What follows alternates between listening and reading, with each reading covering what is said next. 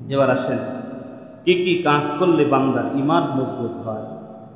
1 number, দ্বীনি ইলম অর্জন করলে, দ্বীনি জ্ঞান শিখলে। আপনি আলেম হবেন এটা কিন্তু আল্লাহ রসুল বলেন নাই। আল্লাহ রসুল বলছেন যে দ্বীনি কিছু জ্ঞান শিখো। সময় পাইছেন তো একটা কিতাব নিয়ে বসেন, 5 পৃষ্ঠা পড়েন, 2 পৃষ্ঠা পড়েন। এই যে নামাজ পড়েন, নামাজের মধ্যে মাসআলা আছে না নাই? আছে। 2 রাকাত নামাজে 60টি মাসআলা আছে। কয়টা? আমি তো 2টাও জানি না। যদি জিজ্ঞেস করা হয় 2টাও বলতে পারবো।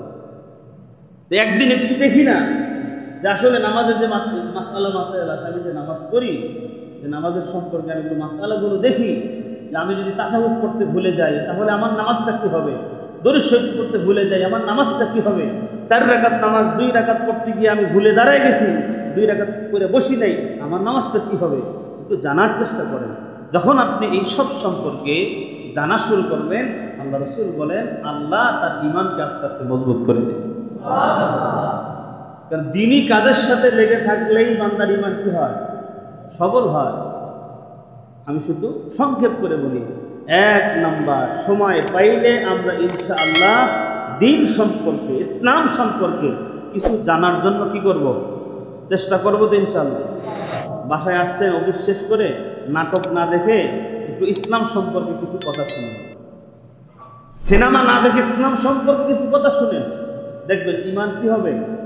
মজবুত হবে। আর যত নাটক দেখবেন, সিনেমা দেখবেন, গান দেখবেন, আস্তে আস্তে ঈমান দুর্বল হবে, গুনার পাল্লা আস্তে আস্তে ভারী হবে, জাহান্নামের রাস্তা সহজ হবে, জান্নাতের রাস্তা কঠিন হয়ে যাবে। এজন্য 1 নাম্বার, সময় পাইলে দ্বীনি কিছু জ্ঞান আমরা অর্জন করার চেষ্টা করব। আল্লাহ আমাদের সেই তৌফিক দান করেন। 2 নাম্বার, কোরআনুল কারীম তেলাওয়াত করা। আল্লাহ পাক রব্বুল আলামিন কোরআনুল কারীমের মধ্যে বলেন, ইন্নামাল মুমিনুনা আল্লাযীনা ইযা যুকিরাল্লাহ ওয়াজিলাত কুলুবুহুম ওয়া ইযা তুলিয়াত আলাইহিম আয়াতুহু যাদাতহুম ঈমানাও ওয়া আলা রাব্বিহিম ইয়াতাওয়াক্কালুন। ও দুনিয়ার মুসলমান ইমানদার আল্লাহর গোলামেরা, আল্লাহ পাক রব্বুল আলামিন বলেন তারাই তো মুমিন। কয় কারা মুমিন? কয় ইন্নামাল মুমিনুনা আল্লাযীনা, নিশ্চয় ওই বান্দারা হলো মুমিন যাদের সামনে যখন আল্লাহর নাম নেওয়া হয় তাদের অন্তরে আল্লাহর ভয় সৃষ্টি হয়ে যায়। সুবহানাল্লাহ। আল্লাহ পাক রব্বুল আলামিন বলতেছেন মুমিন তো তারাই যাদের সামনে যখন আমি আল্লাহর নাম স্মরণ করা হয় তাদের অন্তরে আমি আল্লাহর ভয় সঞ্চারিত হয়, তাদের অন্তর ভীত হয়ে পড়ে। এরপর আল্লাহ পাক রব্বুল আলামিন বলেন যখন তাদের সামনে কোরআনুল কারীম তেলাওয়াত করা হয় তখন আমি আল্লাহ তাআলা তাদের ঈমানকে বাড়াইতে থাকি। সুবহানাল্লাহ।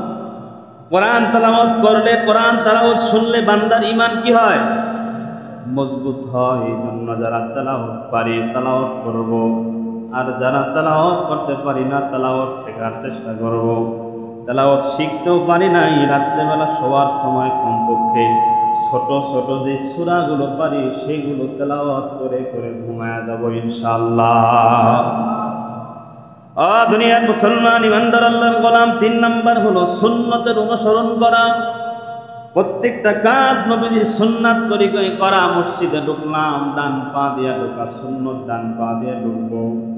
বিসমিল্লাহি ওয়াসসালাতু ওয়াসসালামু আলা রাসূলিল্লাহ, আল্লাহুম্মা ইফতাহ লি আবওয়াবা রাহমাতিক।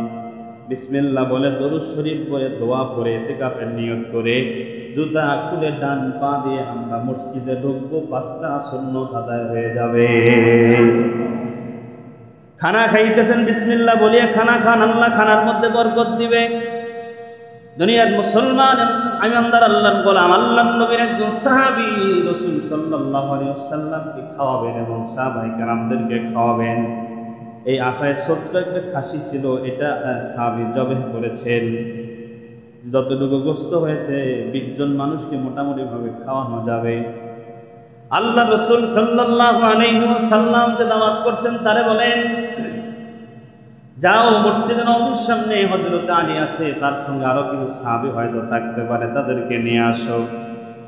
এবার সাহাবী রাসূল সাল্লাল্লাহু আলাইহি সাল্লামের আদেশ পালনার্থে চলে গেলেন মসজিদে নববীর সামনে। এখন গিয়ে দেখে হযরত আলী রাদিয়াল্লাহু তাআলা আনহুর সাথে প্রায় 100 সাহাবী। জোরে বলেন আল্লাহু আকবার। এত সাহাবী কোত্থেকে আসলো নবীজির সঙ্গে সাক্ষাৎ করার জন্য? অন্য শহর থেকে, দূর থেকে একটা বড় কাফেলা নবীজির কাছে আসছেন। এবার আল্লাহ রাসূল সাল্লাল্লাহু আলাইহি সাল্লাম তো বলছেন আলীর সঙ্গে যারা আছেন তাদেরকে নিয়ে আসো। এবার সাহাবী এদিক ওদিক না তাকায়া সকল সাহাবীদেরকে নিয়ে ওই দাওয়াতের বাড়িতে হাজির হয়ে গেছে। আল্লাহু আকবার। আপনি চিন্তা করেন তো, আপনি যদি 20 জনের জন্য আয়োজন করেন, এই জায়গার মধ্যে যদি যাকে দাওয়াত দিয়েছেন, ভাই প্রত্যেক বাড়ি থেকে একজন করে দাওয়াত, এরা হয়নি মাঝে মাঝে প্রত্যেক বাড়ি থেকে একজন করে দাওয়াত দেয়, ছোটখাটো আয়োজন। এখন যদি দেখা যায় আপনার বাড়িতে সদস্য 8 জন, আবার মেহমান আসছে 12 জন, তো 8 জন আর 12 জন 20 জন নিয়ে যদি আপনি যান, এখন বলেন যে মেজবান সে রাগ করবো না আদর করবো? সমালোচনা শুরু করবো, দাওয়াত দিয়েছেন আমি একজন 20 জন লয়েছে, আর একজন আনলে তা হইতো। কারণ যারা মেহমানদারি করায় তারা কিন্তু আয়োজন যখন করে 20 জনের যদি আয়োজন হয় 30 জনের করে, যাতে শর্ট না পড়ে, ঠিক কিনা? দুনিয়ার মুসলমান আল্লাহর নবী পাঠাইছেন সাহাবীকে আনার জন্য, এবার কি 100 সাহাবী নিয়ে হাজির হয়ে গেছে। এখন যখন আনছে আল্লাহ রাসূল সাল্লাল্লাহু আলাইহি সাল্লামের সাহাবী, প্রথমে টেনশনে পড়ে গেলেন, এত সাহাবী এত মেহমান হাজির হলো, আমি যে রুটি বানাইছি আর যে গোশত রান্না করেছি এর দ্বারা মেহমানদারি কেমনে সম্ভব? তাৎক্ষণিকভাবে রাসূল সাল্লাল্লাহু আলাইহি সাল্লামের আর একটা ঘটনা তার মনে হয়ে গেছে। আল্লাহর নবীর কাছে একবার দুধের পেয়ালা, 1 পেয়ালা দুধ আসছিল হাদিয়া হিসাবে। আল্লাহ রাসূল সাল্লাল্লাহু আলাইহি সাল্লাম লম্বা ঘটনা বিসমিল্লাহ বলে এক পাশ থেকে খাওয়ানো শুরু করেছিলেন। 1 পেয়ালা দুধ প্রায় 100 জন সাহাবী খাওয়ার পরে ওই পেয়ালার দুধ যেমন ছিল তেমনই ছিল। এই ঘটনা যখন মনে হয়, যখন রাসূলের সুন্নতের কথা স্মরণ হয়ে গেছে, আল্লাহ রাসূল বলছেন যখন মানুষদেরকে মেহমানদারি করাইবা তখন তোমার খাবার যেই ডেগের মধ্যে থাকবে, ডেগের ঢাকনা খুলবা না, বিসমিল্লাহ বলিয়া সুন্নত তরিকায় ডান হাত দিয়ে খাবার উঠাইয়া ডান পাশ থেকে মেহমানদারি শুরু করবা। আল্লাহ পাক রব্বুল আলামিন খাবারের মধ্যে বরকত দান করবেন। সুবহানাল্লাহ। এবার সাহাবী যখন এই চিন্তা মাথার মধ্যে আসছে, তখন রাসূলের সুন্নতের কথা স্মরণ হয়ে গেছে। এবার সকল মানুষকে বসায় দেওয়া হলো। এবার আল্লাহর নবীর সাহাবী বিসমিল্লাহ বলিয়া ডান পাশ থেকে খাবার উঠায়, খাবার ঢাকনা দিয়ে ঢাকা আছে। সকল সাহাবায়ে কেরামদেরকে খাওয়ানো শেষ। 20 জনের খাবার প্রায় 120 জন খাওয়ার পরেও এত পরিমাণ খাবার ছিল যে আরো 20 জন খাইতে পারবে। আপনি যখনই কোনো কাজ করতে যাবেন সুন্নাত তরিকায় করবেন, বরকত দিবেন কে? আল্লাহ রাসূল বলেন আমার কোন উম্মত যখন সুন্নত, আমি নবীর সুন্নতকে অনুসরণ করে সামনে কদম বাড়াবে, আল্লাহ পাক রব্বুল আলামিন বান্দার কাজটাকে সহজ করে দিবেন এবং বান্দার ঈমানকে মজবুত করে দিবেন। যে কোনো কাজ শুরু যখন করব আমরা অবশ্যই রাসূলের সুন্নত তরিকায় করার চেষ্টা করব ইনশাআল্লাহ। খানা খাওয়ার শুরুতে নাম নেব কার? খানা খাওয়ার শেষে শুকরিয়া আদায় করব কার? দুনিয়ার মুসলমান যে খাবার খাওয়ার সময় বিসমিল্লাহ বলা হয়, বিসমিল্লাহ বলে যদি বান্দা খানা খায়, এই খানার মধ্যেও যদি অনিষ্টতা থাকে বান্দার পেটে গিয়া তা বদ হজম হবে না। সুবহানাল্লাহ। মাঝে মধ্যে খাবারের কারণে পেটের মধ্যে গ্যাস হয়, মধ্যে ডায়রিয়া হয়ে যায়, বদ হজম হয়ে যায়, পেট ব্যথা তৈরি হয়ে যায়। আল্লাহ রাসূল বলেন আল্লাহর কোন গোলাম যদি বিসমিল্লাহ বলিয়া সুন্নত তরিকায় খাবার খায় এবং খাওয়ার শেষে যদি আলহামদুলিল্লাহ বলে, তাহলে খাবারের মধ্যে যত অনিষ্টতা থাকে আল্লাহ তাআলা সকল অনিষ্টতা থেকে বান্দাকে কুদরতিভাবে হেফাজত করবে। দুনিয়ার মুসলমান ইমানদার আল্লাহর গোলাম 4 নাম্বার, আল্লাহ পাক রব্বুল আলামিন দুনিয়ার জমিন অসংখ্য মাখলুক সৃষ্টি করেছেন। আল্লাহ পাক রব্বুল আলামিন যার সৃষ্টি আছে, আল্লাহ রাসূল বলেন এরে আমার উম্মতেরা তোমরা আল্লাহর সৃষ্টিকে নিয়ে মাঝে মধ্যে চিন্তা করবা, মাঝে মধ্যে গবেষণা করবা। আমার গোলামেরা, আল্লাহ পাক রব্বুল আলামিন বলেন, বান্দা যদি আমি আল্লাহর সৃষ্টিতে নিয়ে গবেষণা করে আমি আল্লাহ বান্দার অন্তরের মধ্যে আমি আল্লাহর পরিচয় দিয়ে দিব, সুবহানাল্লাহ। এবং আল্লাহ পাক বলেন আমি বান্দার ঈমানকে মজবুত করে দিব। এই জন্য আল্লাহ পাক রব্বুল আলামিন বলেন, আফালা ইয়ানজুরুনা ইলাল ইবলি কাইফা খুলিকাত ওয়া ইলাস সামাই কাইফা রুফিআত ওয়া ইলাল জিবালি কাইফা নুসিবাত। আল্লাহ পাক রব্বুল আলামিন বলেন, বান্দা তুমি একটু চিন্তা করে একটু তাকায়া দেখো, আমি আল্লাহ আসমান কিভাবে খুঁটিবিহীন অবস্থায় দান করে রেখেছি। আমি তো হজে যাইতে পারি নাই, শুধু কিতাবের মধ্যে পড়েছি। মক্কা মদিনার মধ্যে বড় বড় পাহাড়, উহুদ পাহাড় সহ অনেক পাহাড় আছে, এত এত এত এত উঁচু, এত বড় বড় পাহাড়। আল্লাহ পাক বলেন, বান্দারে আমার পাহাড়ের দিকে তাকায় যদি তুমি থাকো, এই পাহাড়টা আমি আল্লাহ কিভাবে এত সুন্দর করে দাঁড় করায় রাখছি, এগুলো নিয়ে যদি বান্দা তুই গবেষণা করতে পারো, আমি আল্লাহর পরিচয় তোর অন্তরের মধ্যে দিয়ে দিব। সামান্য একটা কাঁঠাল গাছ নিয়ে গবেষণা করেন, একটা লাউ গাছ নিয়ে গবেষণা করেন, চিন্তা করেন আমার আল্লাহ লাউ গাছের যে একটা ছড়ি আছে, একটা ডাটা আছে, কত চিকন, হাত দিয়া লাউয়ের ডগা যেটারে বলে, যে আমি যদি হাত দিয়ে একটা চারা দিই, একটা মটকা দিই, তাহলে ভেঙে যাবে। কিন্তু আমার আল্লাহ জানলার মধ্যে 8 কেজি 10 কেজি ওজনের মিষ্টি কুমড়া ছোট্ট একটা ডাটার মধ্যে লটকায় রাখছে, সুবহানাল্লাহ। আল্লাহ পাক রব্বুল আলামিন হাজার রকমের মাছ দিয়েছেন, একটা ইলিশ মাছ, এক ইলিশ মাছের মধ্যে এক এক স্বাদ আল্লাহ তাআলা দিয়েছেন। মাথার মধ্যে একরকম স্বাদ, পেটির জায়গার মধ্যে একরকম স্বাদ, গর্দানের মধ্যে আর একরকম স্বাদ, মাঝখানে আর একরকম স্বাদ দিয়েছেন কে? এক মাছের মধ্যে আমার আল্লাহ এত রকম স্বাদ দিলেন। কাঁঠাল গাছের, দুনিয়ার সমস্ত কাঁঠাল গাছের পাতাগুলো এক, কাঁঠালগুলো মোটামুটি দেখতে এক, কিন্তু এক এক কাঁঠালের মধ্যে এক এক দানার মধ্যে এক এক রকম স্বাদ দিয়েছেন কে? আল্লাহ পাক রব্বুল আলামিন বলেন, বান্দা আমি আল্লাহ যেগুলো সৃষ্টি করেছি দুনিয়ার জমিন সব তোর জন্য। আল্লাহু আকবার। আল্লাহ পাক বলেন, আসমান জমিন এবং আসমান জমিনের মাঝখানে যত কিছু আমি আল্লাহ তাআলা বানাইছি, আল্লাহ রাসূল বলেন, আদ-দুনিয়া খুলিকাত লাকুম ওয়া আনতুম খুলিকতুম লিল আখিরাহ। আল্লাহ পাক রব্বুল আলামিন দুনিয়ার জমিনে যা কিছু বানাইছেন বান্দার জন্য বানাইছেন, আর আল্লাহ পাক বান্দারে বানাইছেন তার জান্নাত ভোগ করার জন্য, সুবহানাল্লাহ।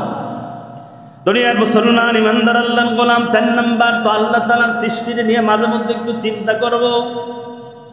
দুনিয়ার মুসলমান ইমানদার আল্লাহ পাক রব্বুল আলামিনের সৃষ্টিকে নিয়ে চিন্তা করব, যৌক্তিক চিন্তা। আবার চিন্তা করতে গিয়া উল্টা চিন্তা করা যাবে না। যেমন একজন আল্লাহর ওলি বুজুর্গ একটা বটগাছ নয় বসে বসে চিন্তা করতেছে, আল্লাহ পাক রব্বুল আলামিন কাঁঠাল গাছ দিয়েছেন, বড় কাঁঠালটা বড় মানান আছে, ঠিকঠাক আছে, ডাব গাছটা বড়, ডাবটা বড়, ঠিক আছে। আল্লাহ পাক রব্বুল আলামিন দুনিয়ার জমিনে তাল গাছ দিয়েছেন, তালটাও মোটামুটি বড়, ঠিক আছে। কিন্তু বট গাছ তলায় বসে বসে চিন্তা করে, বট গাছের মতো বড় গাছ তো পৃথিবীতে আর হয় না, এত বড় বট গাছের মধ্যে এত ছোট্ট একটা দানা, এটা কি ঠিক হইল? এটা তো বেমানান দেখা যায়। চিন্তা করতেছে সৃষ্টিরে নিয়ে। দুনিয়ার মুসলমান ইমানদার আল্লাহর গোলাম দেখেন, আল্লাহর সৃষ্টি নিয়ে গবেষণা করলে যে আল্লাহ ইমান বাড়ায়, এই চিন্তা করতেছে বট গাছ তলায় বসে বসে। এমন সময় একটা দেখবেন কিছু পাখি আছে বট গাছের ফলগুলো যখন পাকে তখন ঠোঁট দিয়ে টুকরা টুকরা খায়। বট গাছের মধ্যে পাখি বসে বসে এই ফলগুলো খাইতেছে, যখন কিনা ঠোঁট দিয়ে কামড় দিছে, একটা ফল ছিঁড়া ডাইরেক্ট ওই আল্লাহওয়ালা বুজুর্গ নাকের মধ্যে পড়ছে। তাৎক্ষণিকভাবে তার ব্রেনের মধ্যে আসছে, হায় হায়, আমি যে একটু আমি চিন্তা করলাম বট গাছটা বড়, বট গাছের ফলটা ছোট, তো আল্লাহ পাক রব্বুল আলামিন আমার চিন্তা অনুযায়ী কাঁঠালের মতো যদি ফল বট গাছে দিত, তালের মতো ফল যদি বট গাছে দিত, ডাব নারিকেলের মতো ফল যদি আল্লাহ বট গাছে দিত, আর এই ফলটা যদি আমার মাথায় পড়তো, আমার নাকে পড়তো, আমার হালত কি হতো? আল্লাহু আকবার। কারণ দুনিয়ার মুসলমান তখন সে বুঝতে পারছে আল্লাহ পাক রব্বুল আলামিন আম গাছ দিচ্ছেন, জাম গাছ দিচ্ছেন, কাঁঠাল গাছ দিচ্ছেন, এগুলো আল্লাহ পাক রব্বুল আলামিন ফল দিচ্ছেন বান্দার খাওয়ার জন্য। এই গাছ আল্লাহ দান করছেন বান্দাকে খাবার দেওয়ার জন্য। বট গাছ আমার আল্লাহ বান্দার খাবারের জন্য বানায় নাই, বট গাছ আল্লাহ দিচ্ছেন এই বট গাছের ছায়া দিছে মানুষ বিশ্রাম নেওয়ার জন্য। সুবহানাল্লাহ। কারণ বট গাছ দেখবেন মরুভূমির মধ্যে সব গাছ মরে, বট গাছ সহজে মরে না। বট গাছ এখনো আপনারা বাংলাদেশের ইতিহাসে দেখবেন, আমি ওই দিন দেখলাম একটা বট গাছের বয়স নাকি 350 বছর, 350 বছরের বট গাছ এখনো। আর বট গাছ কি মনে হয় একটা বিল্ডিং এর মতো হয়ে গেছে, এত শাখা প্রশাখা। বট গাছের যে ওই যে ঝুল পরে, যে এই ঝুল দিয়ে আর একটা শাখা বের হয়, ওটাও মনে হয় আর একটা গাছ, ঠিক না?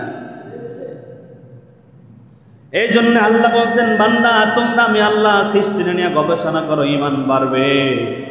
কিন্তু আমাদের বাংলাদেশ সহ সারা বিশ্বে কিছু বড় বড় ডক্টরের ডিগ্রি অর্জন করিয়া আল্লাহ বলছেন আমার সৃষ্টি নিয়ে গবেষণা করে ঈমান বাড়ায় দেব, কিন্তু তার আল্লাহর সৃষ্টি নিয়ে গবেষণা না করিয়া আল্লাহর নিয়ে গবেষণা করে।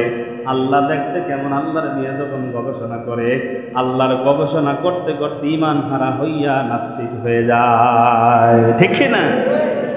দুনিয়ার মুসলমান ইমানদার আল্লাহর গোলামেরা তো আসুন 5 নম্বর আল্লাহ পাক রব্বুল আলামিন তার দোস্তর মাধ্যমে আমাদেরকে জানিয়ে দেয় বান্দার ঈমান কি কারণে মজবুত হবে। 5 নম্বরের কারণ নবীজি বলেন বেশি নেক আমল করা। নেক আমল যত আছে, নামাজ, রোজা, হজ, যাকাত, এক কথায় দান সদকা সহ যত আমল আছে, যে আমলগুলো বান্দা তুমি করো, এই আমলগুলো একটু বেশি করে করবা। নফল যখন আদায় করো 2 রাকাত বেশি করে করবা। জিকির যখন করবা 100 তাসবিহ বেশি করে পড়বা। দরুদ শরীফ যখন পড়বা 100 বার বেশি করে পড়বা। যত বেশি পড়বা আল্লাহ তত বেশি ঈমানকে মজবুত করে দিবেন। সুবহানাল্লাহ। 6 নম্বর হলো দুনিয়ার মুসলমান ইমানদার আল্লাহর গোলাম বয়ান। এই যে বয়ান হচ্ছে, বয়ানের মজলিস যখন হয়, মসজিদের মধ্যে যখন এলান হয় যে নামাজের পরে ঈমানের কথা হবে, নামাজের পরে কোরআন সুন্নাহ থেকে আলোচনা হবে, অমুক মাদ্রাসায় মাহফিল হবে, অমুক মসজিদে মাহফিল হবে, ইসলামী বয়ান হবে, সময় বের করে সেখানে গিয়ে বসার জন্য চেষ্টা করা। কারণ বান্দা যখন কোরআন সুন্নাহর কথা শুনে, বান্দা যখন বয়ান শুনে, বান্দার অন্তরে আল্লাহর ভয় তৈরি হয়, জান্নাতের আশা অন্তরে তৈরি হয়, বান্দার ঈমান অটোমেটিকলি মজবুত হয়ে যায়। সুবহানাল্লাহ। এজন্য দেখবেন অনেক মানুষ আছে কখনো কান্না করে না, কিন্তু বয়ান শুনতে শুনতে কখন চোখ দিয়ে পানি আসছে কোনো খবর নাই, ঠিক না? মসজিদের বাইরে হার এক রকম গুনার কাজে লিপ্ত থাকে। বয়ান যখন শুনে, জাহান্নামের কথা যখন শুনে, মনে মনে তখন দিলকে বলতে থাকে, প্রস্তুত হতে থাকে, বয়ান শুনলাম আর গুনাহ করা যাবে না। যদিও বা শয়তানের দোকায় পরে মসজিদ থেকে বের হওয়ার পরে গুনাহ করে, কিন্তু যতক্ষণ বয়ান শুনে ততক্ষণ দিলটা নরম থাকে, ভালো হওয়ার জন্য ইচ্ছা আকাঙ্ক্ষা অন্তরে তৈরি হয়, কি হয় না? এই জন্যই নবীজি সাল্লাল্লাহু আলাইহি ওয়াসাল্লাম বলেন যখন কোরআন সুন্নাহর বয়ান হবে, মজলিসগুলোকে গুরুত্ব দিয়া তোমরা বসে যাইবা, কারণ ওখানে বসলেই তোমার ঈমানকে সবল করে দিবেন আমার আল্লাহ। সুবহানাল্লাহ। এরপরে আসেন 7 নম্বর, লা ইলাহা ইল্লাল্লাহ, দরুদ শরীফ বেশি পড়া। দুনিয়ার মুসলমান ইমানদার আল্লাহর গোলাম আল্লাহ রাসূল সাল্লাল্লাহু আলাইহি ওয়াসাল্লাম বলেন আফজালুজ যিকরি লা ইলাহা ইল্লাল্লাহ আর আফজালুজ দুআই আলহামদুলিল্লাহ। আল্লাহ রাসূল বলেন জিকিরের মধ্যে উত্তম জিকির, সর্বশ্রেষ্ঠ জিকির হলো লা ইলাহা ইল্লাল্লাহ। আল্লাহ রাসূল বলেন বেশি জিকির করো, বেশি দরুদ শরীফ পড়ো, কারণ জিকিরের দ্বারা আল্লাহর ভালোবাসা অর্জন হয়, আর দরুদ শরীফের দ্বারা আমি নবীজির মহব্বত প্রকাশ পায়। সুবহানাল্লাহ। দরুদ শরীফের আমল আর এদিকে জিকিরের আমল বেশি করবো তো ইনশাআল্লাহ।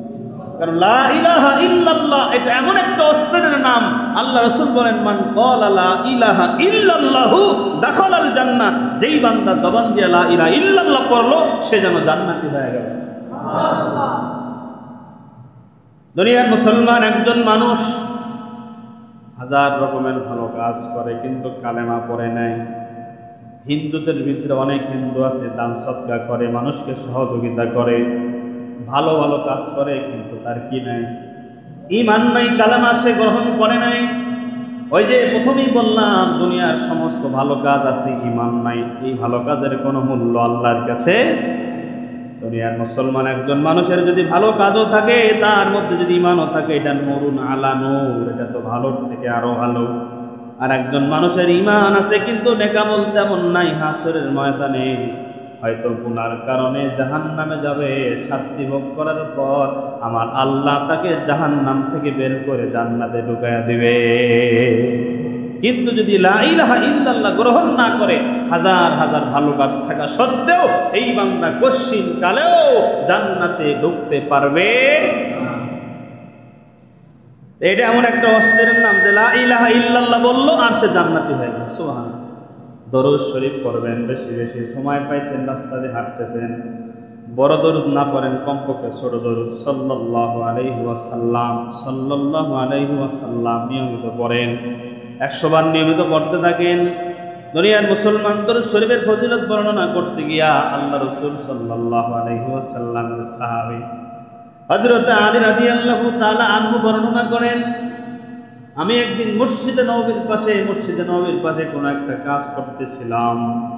আমার থেকে একটু দূরে আবু জেহেল এবং তার সাঙ্গপাঙ্গরা বসা ছিল।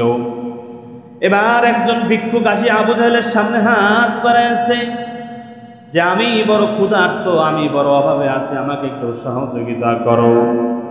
এবার আবু জেহেল তাকায় দেখে ওই দিকে আলীকে দেখা যায়, আল্লাহর নবীর জামাই ফাতেমার স্বামী আলীকে দেখা যায়। হযরত আলী রাদিয়াল্লাহু তাআলা আনহুকে হেয় প্রতিপন্ন করার জন্য, লজ্জায় ফেলানোর জন্য আবু জেহেল ফকিরকে ডাক দিয়ে বলে, এরে ভিক্ষুক, আমাদের তো তেমন সম্পদ নাই, টাকা পয়সা নাই, আমরা তোমাকে সহযোগিতা করতে পারবো না।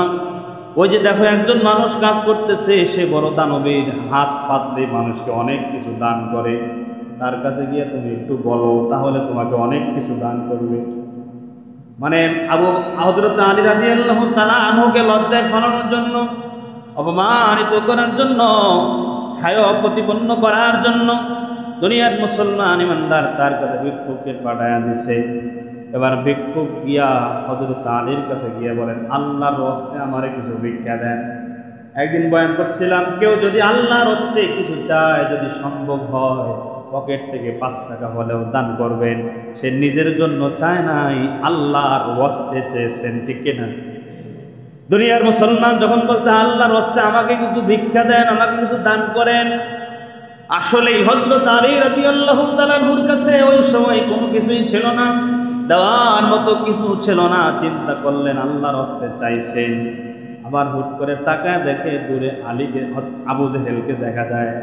আবু জেহেলের সাঙ্গপাঙ্গরা ওইদিকে কান পাতে তাকায় আছে। এবার হযরতে আলী রাদিয়াল্লাহু তাআলা আনহু এবার ওই ভিক্ষুককে বললেন, ওরে ভিক্ষুক, তোমার হাতের মুষ্টিটা এরকম করো। হাত মুষ্টি করলেন, এবার হাতের মুষ্টির মধ্যে একটা ফু দিলেন। এবার বলল, এইখানে তুমি মুষ্টি খুলবা না, ওই আবু জেহেলের সামনে গিয়া হাতের মুষ্টি খুলবা। সুবহানাল্লাহ। এবার এই ভিক্ষুক এই মুষ্টি ধরিয়ে আবু জেহেলের সামনে গেছে। ওরা হাসাহাসি করতেছে, আর কয় কি ব্যাপার, দূর থেকে দেখলাম তোমার তো কিছুই দিল না, কি ব্যাপার, তুমি হাতের মুষ্টি আপনি ধরে আসো কেন? আমারে বলছে হাতের মুষ্টি তোমাকে সামনে গিয়ে খোলার জন্য। তাইলে এবার হাতের মুষ্টি খোলো। হাতের মুষ্টি যখন খুলছে, দেখেন মূল্যবান একটি মুক্তার দানা জল জল করে চলতেছে। দুনিয়ার মুসলমান ইমানদার আল্লাহর গোলামেরা এবার আবু জেহেল আশ্চর্য হয়ে গেল, হতভম্ব হয়ে গেল। এবার চিন্তা করতেছে, এই মুক্তার দানা তো আমাদের এই বংশের মধ্যে কারো কাছে না, এত দামি মুক্তার দানা। কিতাবের মধ্যে লেখা হয় এই মুক্তার দানাটার ওই সময়কার মূল্য 1000 স্বর্ণ মুদ্রা। সুবহানাল্লাহ। এত দামি জিনিস তোমার কাছে কিভাবে দান করলো? এবার আবু জেহেল সহ এবার তার সাঙ্গপাঙ্গরা হযরত আলীর কাছে গেলেন, গিয়া বলতেছেন, রে আলী, আমরা ভিক্ষুককে তোমার কাছে পাঠাইছিলাম ভৎসনা করার জন্য, তোমাকে লজ্জায় ফালানোর জন্য, কিন্তু তুমি তাকে দেখলাম কিছুই দিলা না, কিন্তু তার কাছে দেখলাম একটা মুক্তা মূল্যবান। এটা কিভাবে সম্ভব হলো? হযরত আলী এবার বলেন, আল্লাহ রাসূল সাল্লাল্লাহু আলাইহি ওয়াসাল্লামের কাছে শুনেছিলাম দরুদ শরীফের আমল যদি কেউ ঠিক মতো করতে পারে, দরুদ শরীফের নাকি অনেক ফজিলত, দরুদ শরীফের অনেক ফজিলত আছে, অনেক পাওয়ার আছে। আমি আল্লাহর কাছে এই আশা, এই পাওয়ারে লজ্জা থেকে বাঁচার জন্য হাতের মুষ্টির মধ্যে ফু দিয়ে দিছিলাম। দরুদ শরীফের বরকতে আমার আল্লাহ ভিক্ষুকের হাতে হয়তোবা মুক্তার দানা দিয়ে দিয়েছে। এই কথা যখন বলছেন কিতাবের মধ্যে লেখা হয় কয়েকজন ছিল আবু জাহেলের সঙ্গে, ওই জায়গার মধ্যে 3 ব্যক্তি কালেমা পড়ে মুসলমান হয়ে যায়। দুনিয়ার মুসলমান ইমানদার আল্লাহর গোলামেরা, তো আসুন সময় পাইলে লা ইলাহা ইল্লাল্লাহ আল্লাহর জন্য কালেমার জিকির বেশি বেশি করে করব, দরুদ শরীফের আমল বেশি বেশি করব। ফায়দা কি হবে? আমাদের আল্লাহ আমাদের ঈমানকে মজবুত করে দেবেন। আর ঈমান যদি মজবুত হয়ে যায়, ঈমান যার মজবুত হবে আমল তার মজবুত হবে। ঈমান যার দুর্বল আমল তার দুর্বল হবে। ঈমান যার সবল হবে নামাজ তার লম্বা হবে। ঈমান যার দুর্বল হবে নামাজ তার তত খাটো হবে। এই জন্য ঈমানকে মজবুত করা লাগবে। যার ঈমান যত মজবুত আল্লাহ তাআলার আদালতে তার মূল্য তত বেশি। সুবহানাল্লাহ। দুনিয়ার মুসলমান 8 নম্বর হলো যদি কখনো কোনো ইবাদত ছুটে যায়, আল্লাহওয়ালা বুজুর্গ যারা ঈমানওয়ালা, যাদের ঈমান মজবুত, যদি কখনো কখনো তার কাছ থেকে কোনো নামাজ ছুটে যায়, এক কথা যে কোনো ইবাদত যদি ছুটে যায়, পাগল হয়ে যায়, ইবাদত ছুটে গেছে ওটা আবার আদায় করার জন্য পাগল হয়ে যায়। মাঝে মধ্যে দেখবেন কিছু মুসল্লি আছে দৌড় দিয়ে আসছে নামাজের জন্য, মনে করেন আসরের নামাজ আসছে, যে জানে নামাজ 5:15, অনাহারে আইসা থেকে নামাজ 5টায় অথবা 5:15 15 মিনিট পরে আসছে, এখন আইসা দেখে নামাজ হয়ে গেছে। আরে এবার আফসোস করতেছে, হায় হায় জামাতের নামাজ আদায় করার জন্য আসলাম, জামাত পাইলাম না। আফসোস তৈরি হয়ে গেছে, জামাত ছুটে যাওয়ার কারণে ব্যাকুল হয়ে গেছে। দুনিয়ার মুসলমান আমাদের আকাবিরের একজন আসরের নামাজ এরকম আসছে, দুনিয়ার মুসলমান ইমানদার নামাজ ছিল 5:15, নামাজ 5টায় হয়ে গেছে। এবার নামাজ জামাত তো 5টার সময় শেষ হয়ে গেছে, এবার উনি 5:15 যখন আসছে, আয়সা দেখে মুসল্লিরা মসজিদ থেকে বের হয়ে যায়। একজন আরেকজন আল্লাহওয়ালা বুজুর্গ ছিলেন, তিনি নামাজ শেষ করে বের হচ্ছে, তার সামনে যখন ওই বুজুর্গ পড়ছে, আহারে কতদিন আমার কাছ থেকে জামাত ছুটতে পারে নাই, প্রায় 1.5 বছর জামাত নামাজ আদায় করি, আমার কাছ থেকে জামাত ছুটে নাই, আফসোস আজকে আমার থেকে তাকবীরুল্লাহ ছুটে গেল। আল্লাহু আকবার। 1.5 বছরে আমার থেকে তাকবীরুল্লাহ আমি ছুটতে দেই নাই, আজকে আমার কাছ থেকে তাকবীরুল্লাহ ছুটে গেল, আফসোস শুরু করে দিছে, ব্যাকুল হয়ে গেছে।